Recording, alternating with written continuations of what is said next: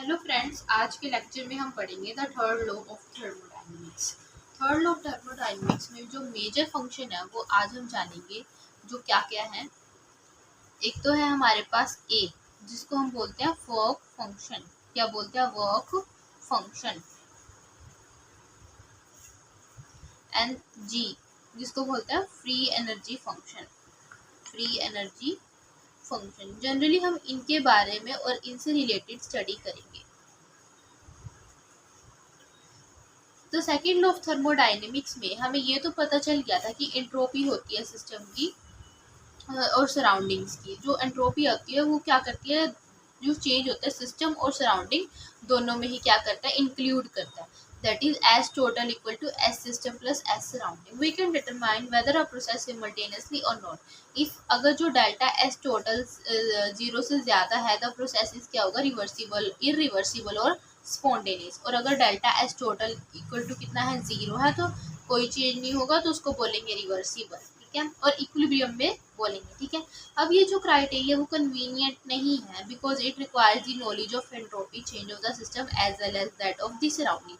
इस क्राइटेरिया में हमें सिस्टम और सराउंडिंग दोनों की स्टडी करनी पड़ती थी। somehow state function are required which to depend on the state of the system only। अब हमें कुछ ऐसे वर्क फंक्शन चाहिए जो कि किसके ऊपर डिपेंड है, ओनली सिस्टम के ऊपर डिपेंड है, सराउंडिंग के ऊपर डिपेंड नहीं करेंगे। तो ऐसे दो वर्क फंक्शन है, दो सच फंक्शन है, work function and free energy function. Work function क्या होगा, ए से डिनोट करेंगे, और फ्री एनर्जी फंक्शन क्या होगा, जी से डिनोट करेंगे। जो अब हम पढ़ेंगे नेक्स्ट है हमारे पास वर्क फंक्शन, जिसको हम हेल्महोल्ट्ज फंक्शन भी बोलते हैं और हेल्महोल्ट्ज फ्री एनर्जी भी बोलेंगे। ठीक है, अब जो इसमें क्या होगा, वर्क फंक्शन, जो हमें ये याद रखना पड़ेगा कि जो ए है वो किसके इक्वल होगा, u माइनस टी एस के। किसके इक्वल होगा, u माइनस टी एस के। ठीक है, अब ऐसे ही हम क्या लेंगे, दो कंडीशंस लेंगे जिसमें a1 u1 और s1 होगा इनिशियल स्टेट की, और फाइनल स्टेट की क्या होगी, a2 u2 और s2 होगी। ठीक है, तो देखो हमने सबसे पहले क्या लेना है, इनिशियल स्टेट लेनी है। इनिशियल स्टेट में क्या होगा, a1 u1 एंड s1 होगा। ठीक है, और ये क्या होगा, आइसोथर्मल कंडीशन होगा जिसमें टेम्परेचर क्या रहेगा, रिमेन्स कांस्टेंट, टेम्परेचर सेम रहेगा। ठीक है, फाइनल स्टेट की क्या ले लेंगे हम, a2 u2 एंड s2। ठीक है, अब a1 इनिशियल स्टेट की क्या हो जाएगी हमारे पास work function, a1 equals to u1 minus T s1। ठीक है, और फाइनल की क्या हो जाएगी, a2 equals to u2 minus T s2। ठीक है, अगर हम फाइनल माइनस इनिशियल करेंगे, a2 minus a1 equals to u2 minus T s2 minus u1 minus T s1। ठीक है, a2 माइनस a1, अब u2 को u2 माइनस u1।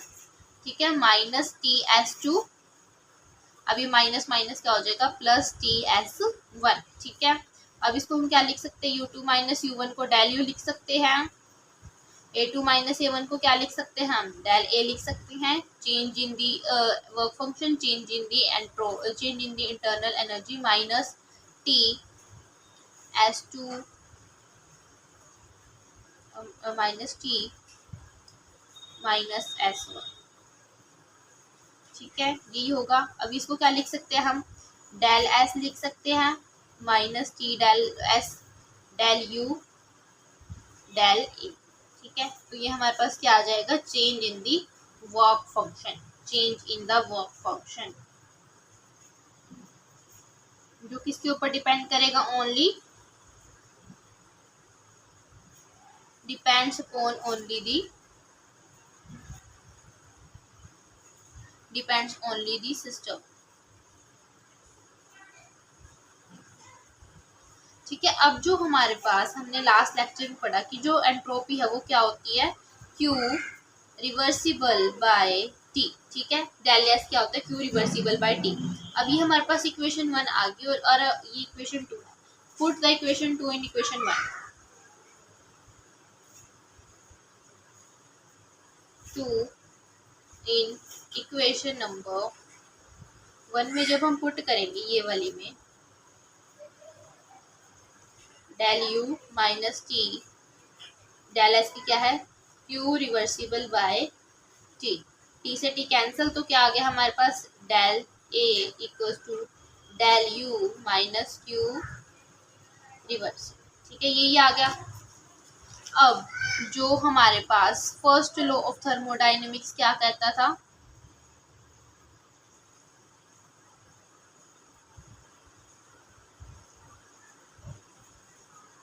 जो हमारे पास डेल यू होता है वो क्या होता है, Q plus W, del U क्या होगा, क्यू प्लस डब्ल्यू, तो डब्ल्यू की वैल्यू क्या निकलेगी, Q minus del U. But अगर हम देखें अगर ये work done by the system है, work done by the system है, तो work done by the system है तो डब्ल्यू क्या हो जाएगा, माइनस का डब्ल्यू हो जाएगा। ठीक है, वर्क डन क्या हो जाएगा, माइनस का डब्ल्यू। तो अब इसमें अगर इस वाली इक्वेशन में हम क्यू माइनस डब्ल्यू लिखना पड़ेगा, तो माइनस डब्ल्यू की वैल्यू क्या आ जाएगी, Q minus Q plus del U, ये वाली आ जाएगी। ठीक है, अब ये क्या है, क्यू कौन सा है, रिवर्सिबल वाला, क्यू कौन सा है, रिवर्सिबल वाला। अब इसको हम इक्वेशन नंबर माइनस, देखो ध्यान से देखना, ये W equals to del U minus Q reversible है, क्या है, माइनस क्यू रिवर्सिबल है। अब जो हमारे पास यहाँ पे आया del A equals to del U minus Q reversible आया, तो मैं इसकी जगह क्या लिख सकती हूँ, डेल ए की जगह ये लिख सकती हूँ वर्क फंक्शन। ठीक है, माइनस का, ठीक है, माइनस का आएगा, और ये क्या आएगा, एक्सटर्नल कंडीशन, मतलब एक्सपेंशन के केस में हो रहा है, क्या हो रहा है, एक्सपेंशन के केस में हो रहा है। ठीक है, तो हमारे पास ये क्या आ गया, वर्क फंक्शन आ गया। ठीक है गाइस, यही हमने सब यहाँ पे पढ़ा। ठीक है, तो इसको W मैक्स, अभी इन्होंने माइनस का साइन यहाँ पे लगा दिया। ठीक है, अगर क्या होगा, जितना ज्यादा, इसको हम ऐसे लिख लेंगे, वर्क मैक्सिमम।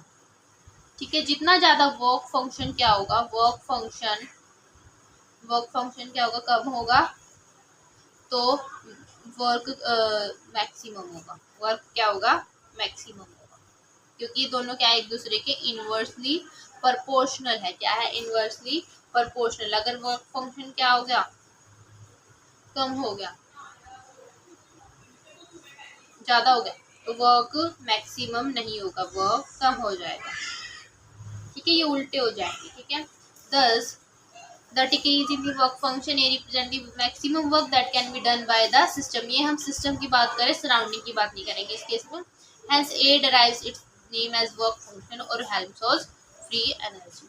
ठीक है, तो थैंक यू गाइस। आज हमने इसमें क्या पढ़ा, वर्क फंक्शन के बारे में पढ़ा। नेक्स्ट लेक्चर में हम गिब्स फ्री एनर्जी के बारे में पढ़ेंगे। Thank you.